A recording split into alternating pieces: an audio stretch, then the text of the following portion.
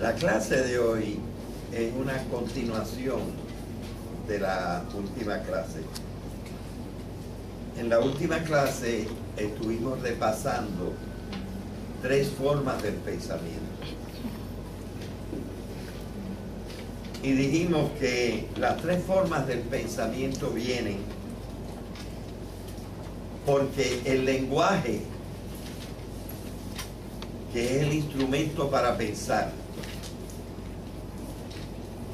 tiene 3 formas. Y entonces, porque tiene 3 formas, influye sobre el pensamiento, y nuestro pensamiento sirve para 3 cosas. Entonces nosotros hemos visto como un pensamiento como el de la ciencia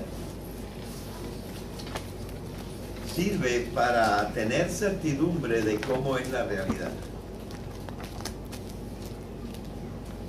Y se ha desarrollado explícitamente, grandemente, desde el siglo XVI en adelante, desde 1500 en adelante. Pero incluso antes de que se desarrollara totalmente ese pensamiento que llamamos unívoco,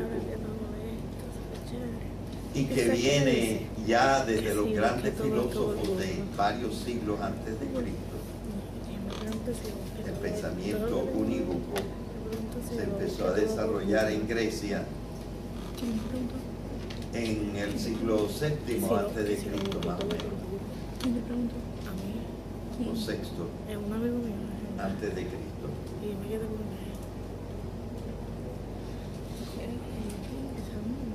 Pero también se desarrolló a partir del año 300 y pico antes de Cristo otro pensamiento muy lógico,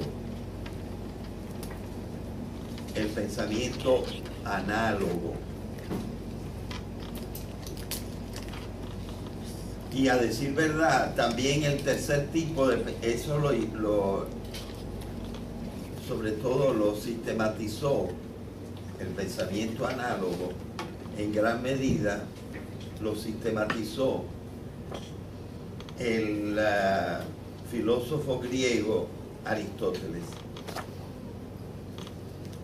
Pero mucho antes que Aristóteles, Homero había dado un gran ejemplo en el que incluía mucho pensamiento metafórico.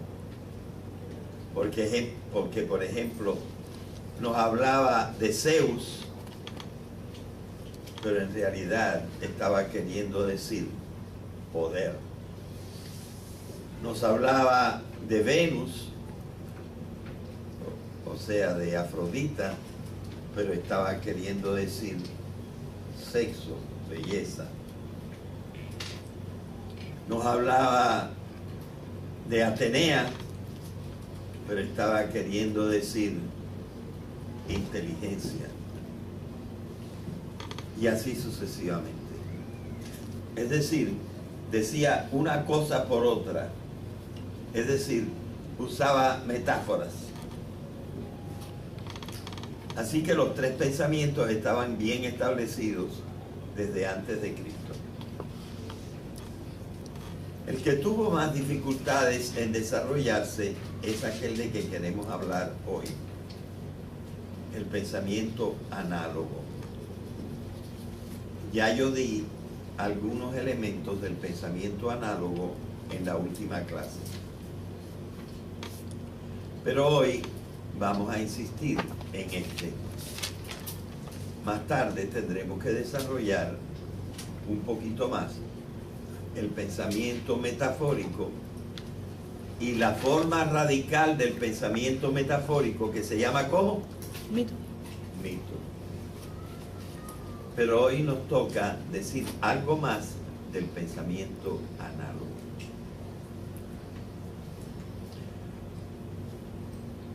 Les voy a decir que el pensamiento análogo tiene un supuesto. Hay algo que hay que suponer de antemano para poder usar el pensamiento análogo. Nuestra mente tiene que tener un presupuesto, algo que supone antes de empezar a usar el pensamiento análogo. ¿Qué es este presupuesto? Pues miren, el presupuesto del pensamiento análogo es este.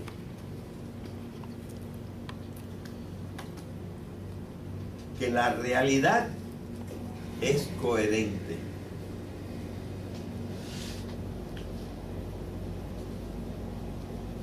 Que si nosotros vemos que el tiempo está organizado en día y noche, y día y noche, por un mes, es casi imposible pensar que al mes siguiente no esté organizado en día y noche, y día y noche, y día y noche. Claro que hay muchas sorpresas en la realidad. Y esto no es un presupuesto, es un hecho constatado, lo que voy a decir ahora. Tenemos muchísimos huecos todavía en nuestro conocimiento. Con una palabra más técnica que huecos, acostumbramos decir, nuestro conocimiento de la realidad tiene muchas lagunas.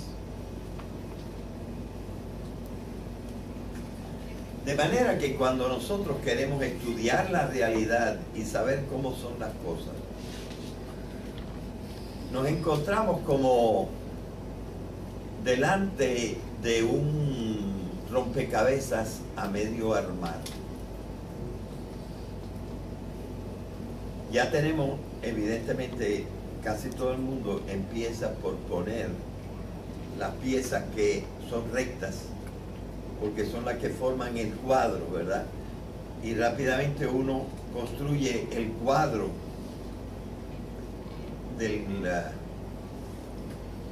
y entonces utilizando los colores, y aquí hay mucho verde oscuro, pues yo busco las piezas de verde oscuro y trato de ver cómo se meten en los espacios que todavía no están llenos.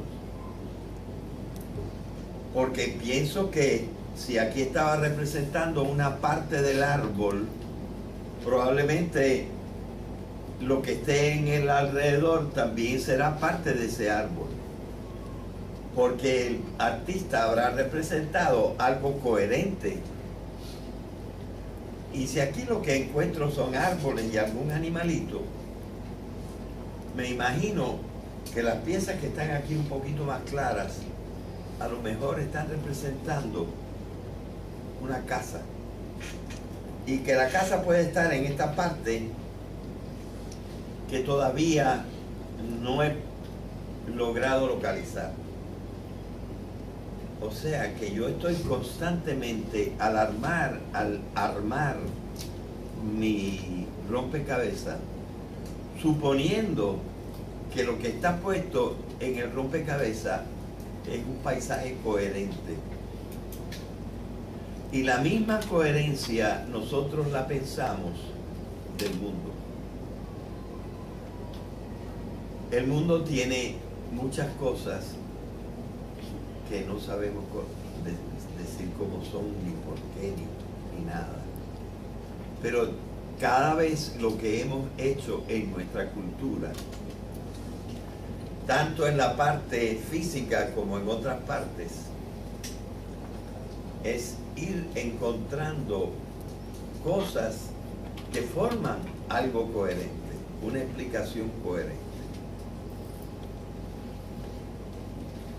Y esto se hace mayormente a base del pensamiento unívoco. Pero como hay tantas lagunas, pues a veces hay que usar otros métodos. Y les voy a dar un ejemplo. Hace como 130, 150 años que se descubrió todo un sector del universo el sector que llamamos con varias palabras subatómico o cuántico o de alguna otra manera. Y hasta sabemos ahora que hubo un tiempo en que ese era el único sector del universo que había. Pero nos ha costado mucho trabajo a la humanidad en estos 130, 150 años que llevamos pensando en esta parte del universo y en este tiempo del universo. ¿En qué forma todavía eso existe? La mayor parte de eso está ya integrado en átomos y más tarde en células. Pero nosotros estamos todavía estudiando para después poder conocer con mayor propiedad las características de los átomos y de las células. ¿Cómo era y qué significaba y cuáles son las leyes del mundo subatómico? Como por los años 60 del siglo pasado, un científico, un físico, llamado Higgs, estudiando las partículas subatómicas que ya se conocían y cómo se podían quizá integrar esas partículas subatómicas, dijo, pero en este rompecabezas falta una pieza para que estas cosas se integren. Las fórmulas me dicen que tiene que haber otra partícula que todavía no conocemos. Y me parece que tiene que ser una partícula relativamente pesada en comparación con las otras partículas. Hizo cálculos y cálculos y salió con un número. Pongamos, no me acuerdo bien, pero pongamos que el número fuera 368, que era la medida del peso de eso en quién sabe qué unidad. Pero no la encontró, simplemente la calculó. A partir de lo que él conocía de otras cosas, dijo, para que esto se haya convertido en átomos, tiene que haber habido una partícula de estas cualidades o propiedades. Y dijo, y se parece a otras partículas que se llaman bosones. De manera que a esta partícula que no se había encontrado desde los años 60, la llamaban el bosón de Higgs. Como por los años 90, los científicos europeos crearon un aparato de 17 kilómetros de largo debajo de los Alpes, subterráneo, que se llama un colisionador o ciclotrón, que está hecho para hacer chocar unos átomos con otros y desbaratar los átomos de manera que se rompan en sus partículas. Y entonces, preparados con aparatos y sensores y cosas por el estilo, empezaron a disparar esos átomos para colisionarlos a ver si descubrían el bosón de Higgs. Y no sé si a finales del año pasado o a principios de este año vino la noticia que efectivamente habían encontrado un elemento que, si bien no tenía exactamente lo que yo dije, 368, tenía algo así como 356 o 364. Y convinieron en que habían encontrado el bosón de Higgs. Ahora la figura de nuestro conocimiento de la realidad subatómica es un poco mayor que la que teníamos antes. Bien. Ordinariamente esto se conoce, el trabajo que hizo Higgs es un trabajo que se conoce como extrapolación. Una muchacha en la clase pasada me buscó la palabra extrapolación. En realidad no encontró la palabra extrapolación sola, sino la palabra, en la frase método de extrapolación. A ver si alguno de ustedes me encuentra la palabra extrapolación. Pero ya saben ustedes lo que es la extrapolación. Es encontrar algo desconocido a base de otras cosas conocidas. Es una gran función de la matemática. La matemática, pero la matemática completamente teórica, tiene mucho que ver con el pensamiento análogo. La matemática no es, como algunos creen, la ciencia de los números. Los números son instrumentos en la matemática, pero no es para estudiar los números. También estudia los números la matemática, en uno de sus capítulos.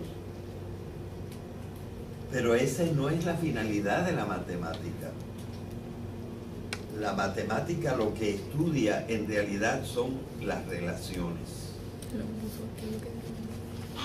Y los números sirven como las fichas del ajedrez para representar las relaciones.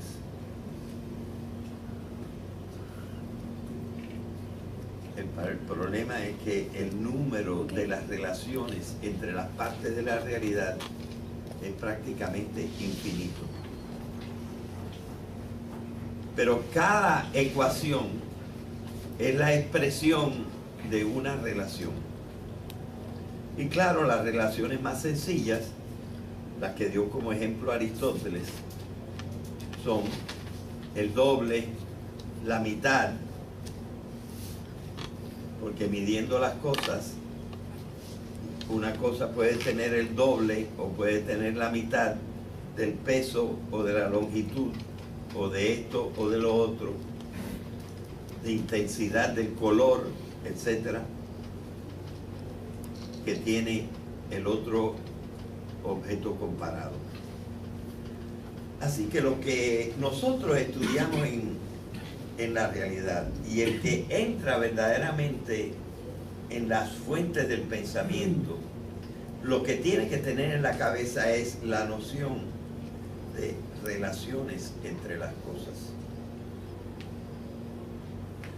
Y la analogía, el pensamiento análogo, lo que estudia especialmente son las relaciones. Y con las relaciones va a descubrir lo que son las cosas. Las cosas no son más que conjuntos de relaciones.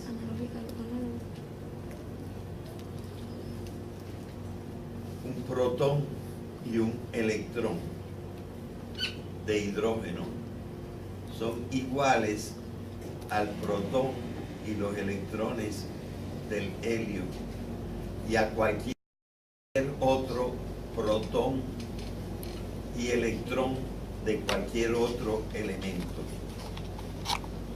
Lo único que es diferente es la relación numérica. ¿cuántos electrones están circulando alrededor del protón? ¿O cuántas valencias, etcétera? Todos los tipos de relaciones que hayan podido identificar los físicos. Porque el stuff básico es todo el mismo. Y simplemente se organiza en relaciones diferentes. Así que la realidad, lo que es un bonche de relaciones. Y si nosotros sabemos abstraer las relaciones que hay en las cosas, estamos estudiando lo verdaderamente significativo en las cosas. Entonces, lo que nosotros podemos hacer, y es una base que es también la base de la ciencia, una de las 4 grandes ideas desarrolladas a partir del siglo XV, es el arte de medir. O dicho con otra palabra, el arte de computar. La analogía tiene que ver mucho con la computación. Pero esta computación se hacía sin recurrir demasiado a los números, a pesar de los ejemplos de doble y mitad de Aristóteles. Ya nosotros hemos estudiado el pensamiento análogo de lo que significa en filosofía materia y forma. Y no tuvimos que usar números. Las comparamos con la materia y forma en sentido unívoco. Y extrajimos los conceptos. Extrajimos los conceptos, por ejemplo, de género, especie, acto, potencia, esencia, que son las relaciones que hay entre los elementos principales de las cosas. De manera que construimos todo un grupo de conceptos de otro nivel. Un nivel que está más lejos de las cosas y de los hechos y que se acerca más, es más abstracto, tiene un grado de abstracción mayor. Pero no hay que olvidar que se trata de relaciones. ¿Dónde está la palabra relaciones? Aquí, en ratio. Pues ratio y relación, aunque no etimológicamente, pero es la misma cosa. Uno de los significados de razón es proporción. ¿En qué proporción está esto a esto? Y precisamente la analogía verdaderamente filosófica es el estudio de las relaciones proporcionales.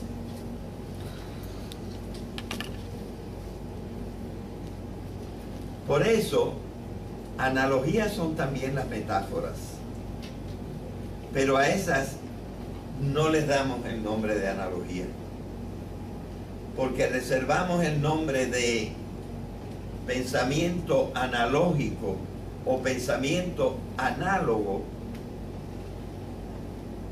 para el estudio de similitudes que se basan en la proporción. Por eso el verdadero nombre de este pensamiento de que yo estoy hablando se llama analogía de proporcionalidad.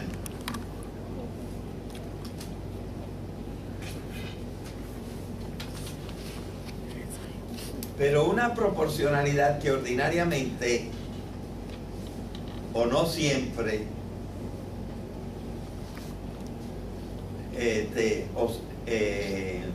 en algunas circunstancias solamente se expresa con números. No se expresa con números, se expresa con esencias y con accidentes. Yo alguna vez les hablé, ¿verdad?, ya de los accidentes, de la esencia y los accidentes. Bien, ¿qué proporción hay en esencia y accidente entre las cosas? Hay quien insiste más y dice: la analogía que nos sirve como método para encontrar la realidad es una analogía de verdadera proporcionalidad. Pero no dicen verdadera, dicen analogía de proporcionalidad propia.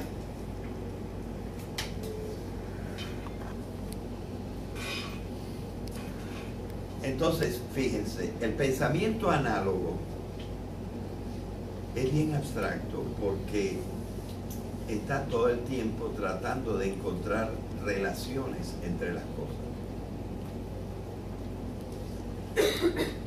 Ya la ciencia nos ha ayudado en esto para fortalecer la idea del pensamiento análogo. Esta palabra la digo yo a menudo en inglés porque la oí en inglés la primera vez. Y es esto: in reality, en la realidad, everything is connected.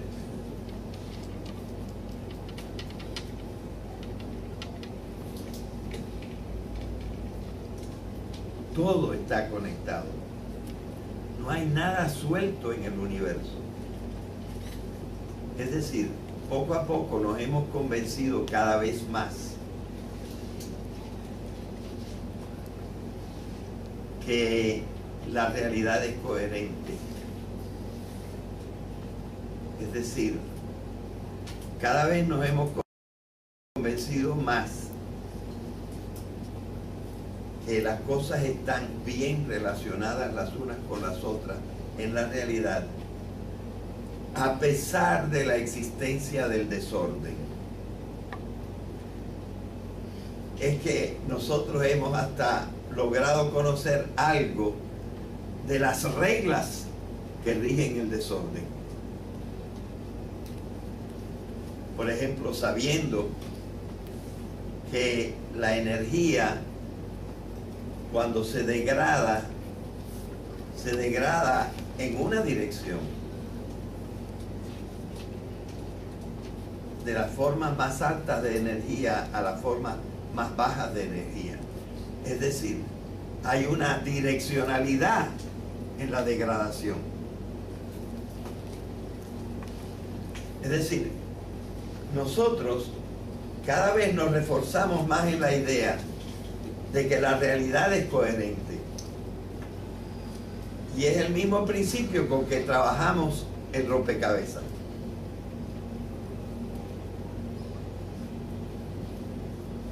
Pero hay una diferencia entre la analogía de que estamos hablando en filosofía y la analogía completamente filosófica. Porque usando una palabra muy puertorriqueña, nosotros pudiéramos decir: encontrando la coherencia dentro del rompecabezas, encontrarlo es un guame. Casi todo el mundo termina su rompecabezas porque las piezas están pesadas coherentemente. Pero la realidad no tiene el marco que tiene el rompecabezas. Y los límites de la realidad no son desconocidos. Es allí donde más se ha aplicado el concepto de analogía.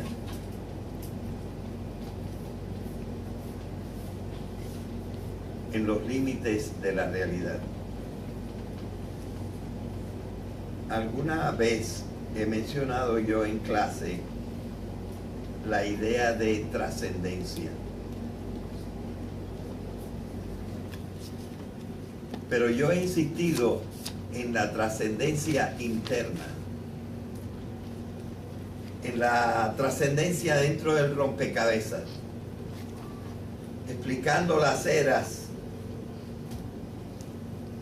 de la radiación, la era atómica, la era molecular, la era química, la era biológica, la era de la conciencia psicológica y la era de la moral, de la ética.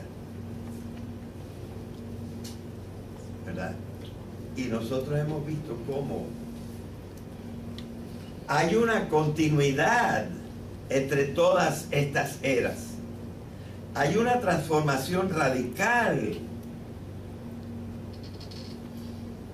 de lo que existía en el tiempo subatómico, en el tiempo de la radiación, a lo que existe después. Y lo inconcebible es que la materia se haya vuelto viva en unos pedacitos. Y más inconcebible todavía que de los pedacitos vivos haya salido la conciencia. Parecen cosas que estuvieran desconectadas, pero ya hemos descubierto gran parte de la conexión entre estas cosas. De todas maneras, el paso de una a la otra la hemos llamado trascendencias, por tan diferentes que son las cosas. Pero esta es una trascendencia de las cosas que llamamos de la realidad o de la creación.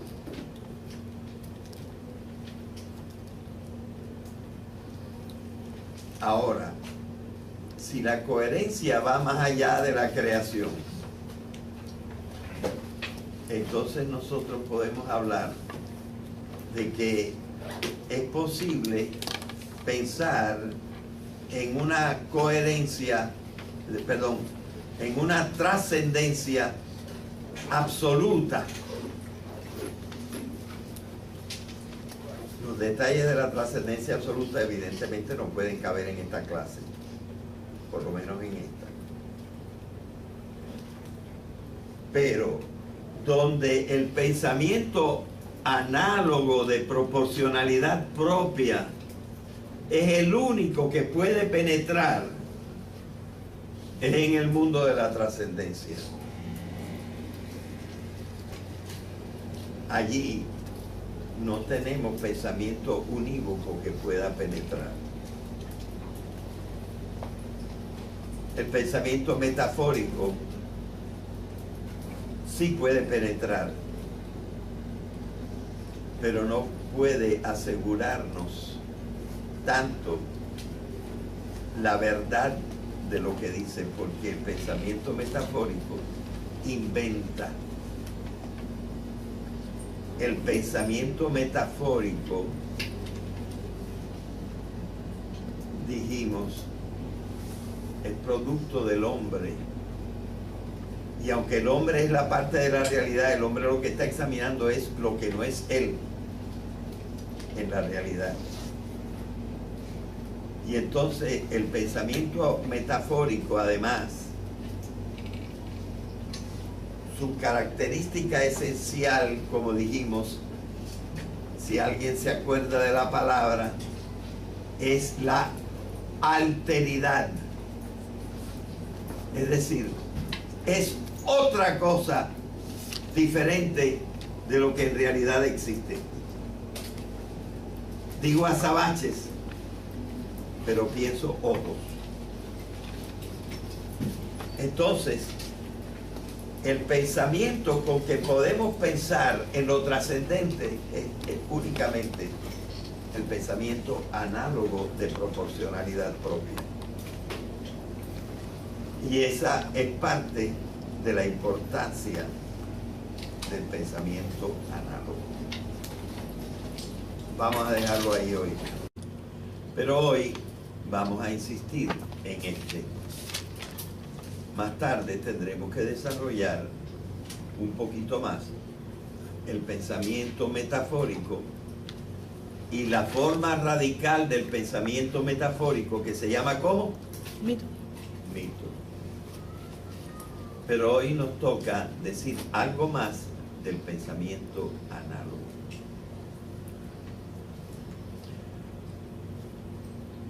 Les voy a decir que el pensamiento análogo tiene un supuesto. Hay algo que hay que suponer de antemano para poder usar el pensamiento análogo. Nuestra mente tiene que tener un presupuesto, algo que supone antes de empezar a usar el pensamiento. Poder. Nos hablaba de Venus, o sea, de Afrodita, pero estaba queriendo decir sexo, belleza.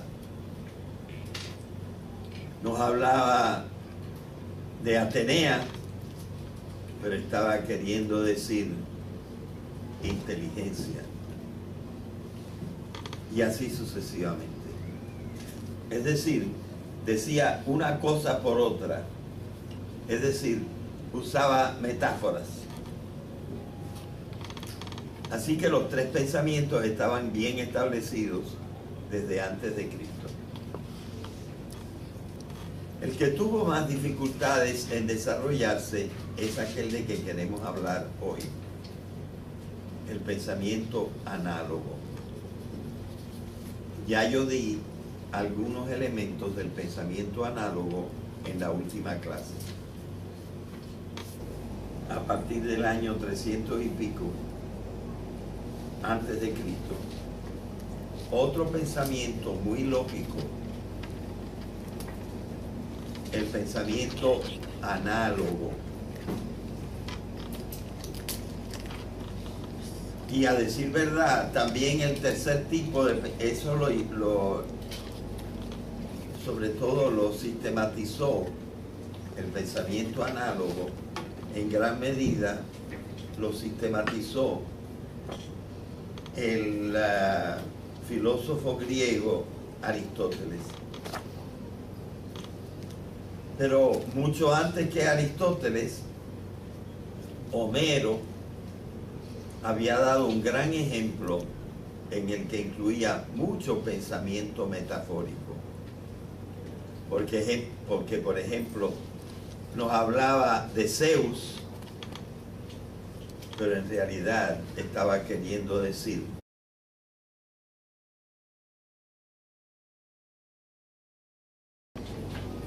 la clase de hoy es una continuación de la última clase.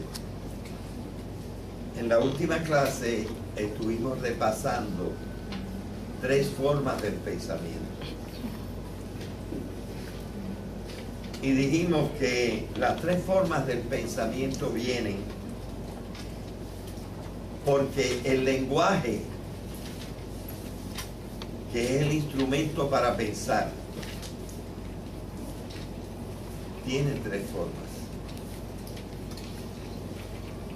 Y entonces, porque tiene tres formas, influye sobre el pensamiento, y nuestro pensamiento sirve para tres cosas. Entonces nosotros hemos visto como un pensamiento como el de la ciencia sirve para tener certidumbre de cómo es la realidad.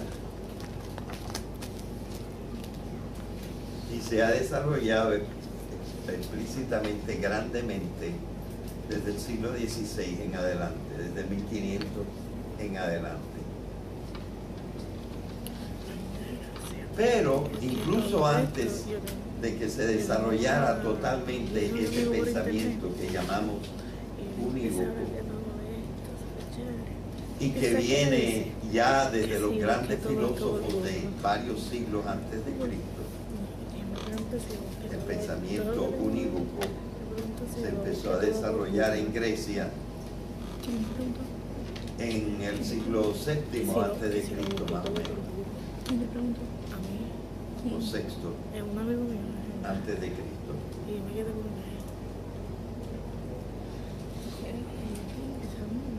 Pero también se desarrolló